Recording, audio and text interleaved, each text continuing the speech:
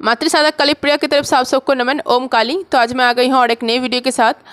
मैंने अग्नि तत्व के ऊपर एक सीरीज़ स्टार्ट किया हुआ है, उस पर मैंने 3 वीडियोस ऑलरेडी अपलोड कर दिए हैं।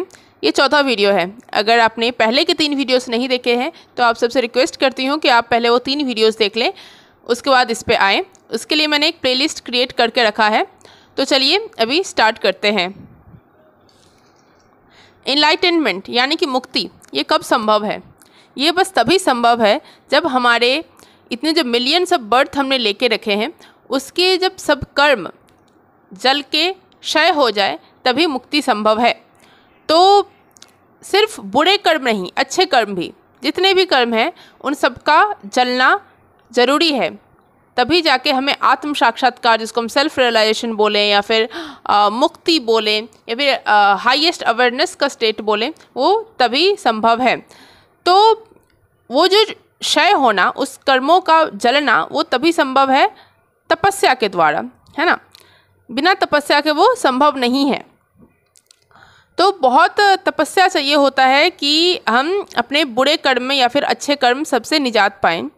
तो आपने देखा होगा कि ऋषि मुनि लोग जो होते हैं, जो टीवी में जैसे दिखाए जाते हैं, सालों सालों से तपस्या करते हैं, वर्षों से तपस्या करते हैं, और अगर कोई उनका साधना भंग करने आ जाए तो वो बहुत क्रोधित हो जाते हैं और तुरंत श्राप भी दे देते हैं। तो ऐसा क्यों होता है?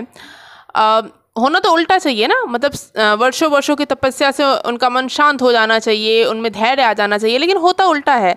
तो इसका कारण क्या है? इसका कारण यही है कि जब हम बहुत ज़्यादा तपस्या कर लेते हैं ना, तब क्या होता है कि हमारा जो माइंड में एक गड़माहट आ जाती है, एक हीट पैदा हो जाता है, जिससे हम चिड़चिड़े हो जाते हैं, इरिटेटेड हो जाते हैं। ठीक है, तो अगर उस समय पे कोई हमें थोड़ा सा भी मतलब छेड़ दे तो वो गुस्सा निकल जाता है, और जैसे ही वो गुस्सा निकलता है, ठीक है, तो वो जो बेसिकली हमारा जो तप का अग्नि है अब क्रोध में कन्वर्ट हो जाता है, और उसी समय हम लोग का जो तपस्या का जो फल है वो चला जाता है। जितनी भी शक्ति हमने एक्युमुलेट की हुई है वो निकल जाती है। ये बहुत ही आसान सी बात है। देखिए, अग्नि एक ही चीज़ है, बस उसका रूप बदलेगा। वो अग्नि या तो आपके तपस्या के रूप में यानी कि तप अग्नि के रूप में रह सकती है, या फिर क्रोधाग्नि के रूप में।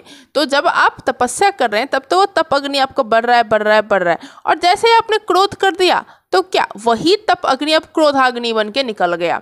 ठीक है, लॉजिक समझ में आया? ये सब अग्नि का खेल है। फिर आपने सुना होगा टंग यानी कि जिह्वा को सबसे शार्पेस्ट ऑर्गन बोला जाता है बॉडी का।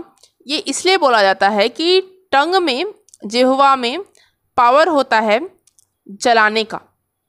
वो कुछ भी बोलेगा वो उसको जला के राख कर देगा। तो ये कैसे संभव है?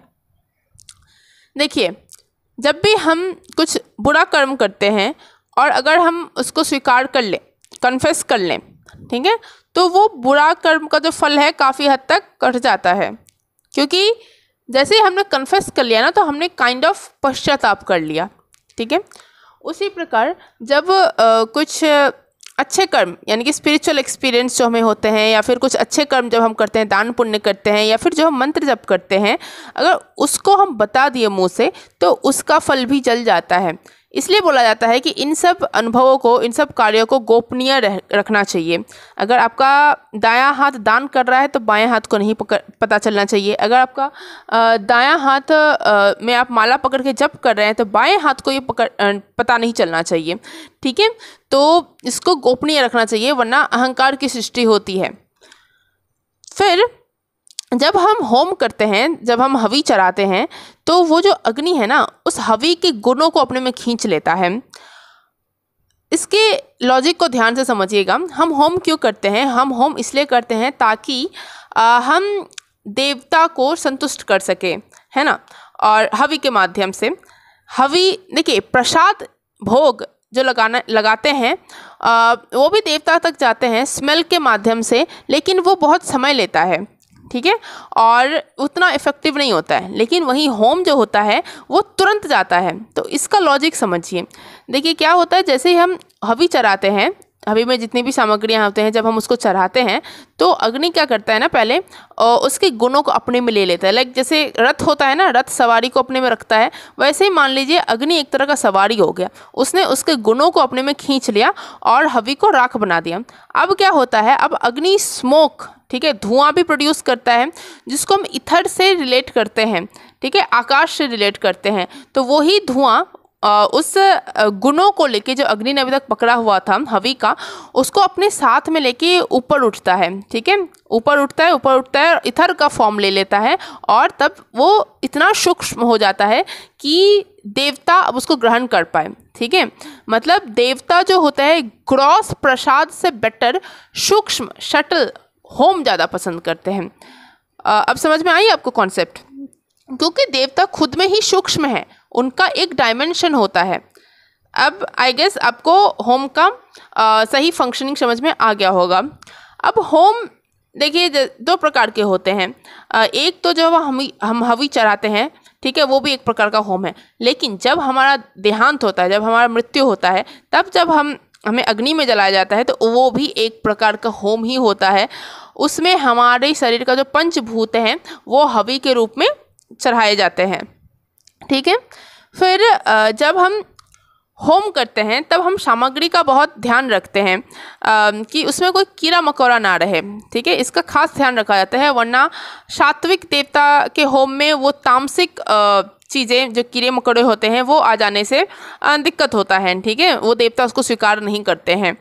तो सात्विक देवता का जब हम होम करते हैं तब बहुत खास ध्यान रखना पड़ता है सामग्रियों का। तो सामग्री में हम क्या क्या चढ़ाते हैं, मतलब फ्रूट्स चढ़ाते हैं, मधु चढ़ाते हैं, शुगर चढ़ाते हैं, राइस चढ़ाते हैं, अलग अलग सामग्रियाँ होती है। फिर जब हम गणेश का जब अगर कोई होम करते हैं तो उनको गन्ना बहुत पसंद है, तो हम गन्ना भी चढ़ाते हैं एज ए हवि, ठीक है। फिर जब सटकर्म होता है ना तो उनमें हम थोड़े तीखे पदार्थों का यूज़ करते हैं, ठीक है, जैसे मसाला हो गया, मिर्च हो गया, फिर तेल हो गया, सॉल्ट हो गया, ठीक है। फिर कुछ कुछ हम हर्ब्स, ठीक है, उनका भी हम यूज़ करते हैं। ये इसलिए यूज़ करते हैं क्योंकि जब होम का जो राख होता है ना उसमें उसके गुण आ जाते हैं और उसको हम बहुत सारे मेडिसिनल पर्पस के लिए भी यूज़ कर सकते हैं। हम होम का जो राख है उसको भी अपने घर में टंगा के रख सकते हैं, फिर पूजा स्थान पे रख सकते हैं, तो इससे पॉजिटिव एनर्जीज हमारे घर में आएंगी। तो चलिए आज का वीडियो यहीं समाप्त करती हूँ, बहुत लंबा टन जाएगा। तो आशा करती हूँ आप सबको अच्छा लगा होगा। अगर अच्छा लगे तो आप लाइक, कमेंट, शेयर, सब्सक्राइब कर सकते हैं। देवी की सब पे असीम कृपा रहे। ओम काली।